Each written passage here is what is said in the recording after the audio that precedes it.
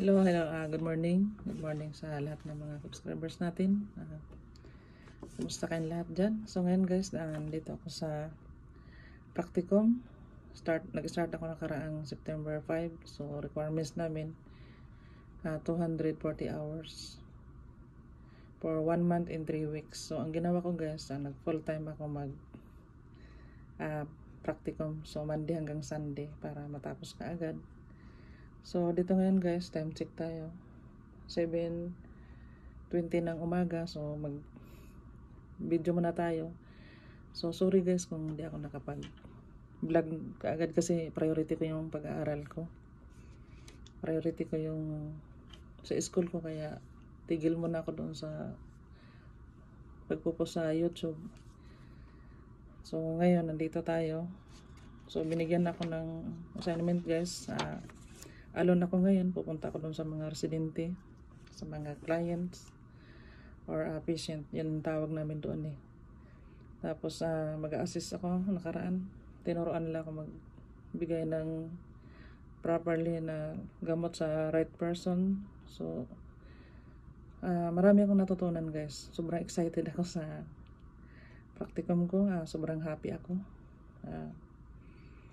Ito yung goal ko guys, ang mag-aral, magtulong sa mga taong may mga sakit.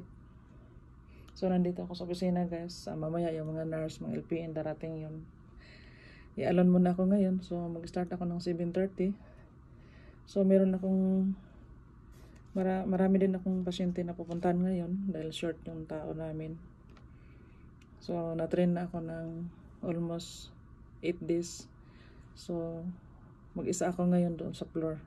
Pero may mga LPN saka nurse na kasama ko mamaya. Mga HCA. So yan, mag-assist tayo mamaya guys. So time check tayo nga guys, no?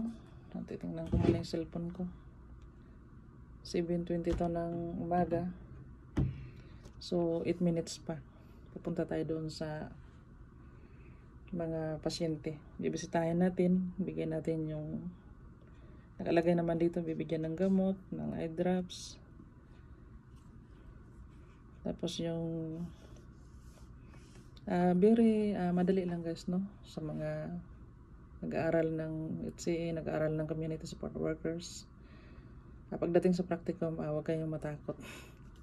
Madali lang naman. Tuturo naman sa atin kung ano yung mga gagawin natin. So ito yung passion ko guys, ito yung goal ko ever since nung nasa amin pa ako sa Olongapo.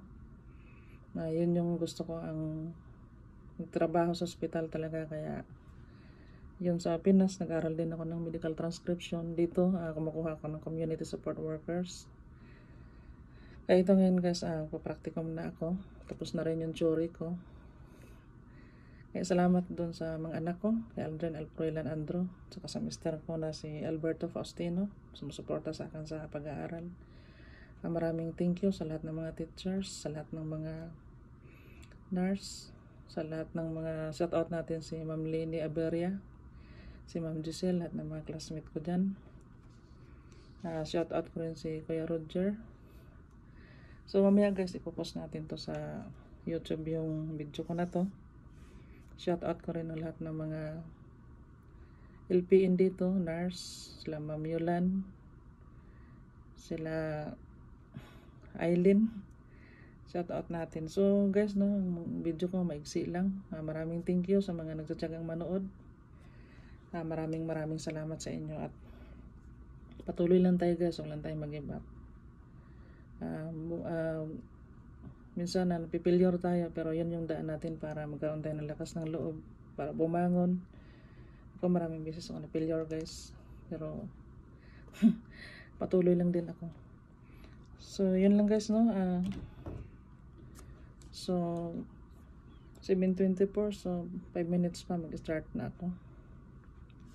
So yun, mag-assist ako ng gamot ngayon. Magbibigay ako ng gamot sa mga pasyente.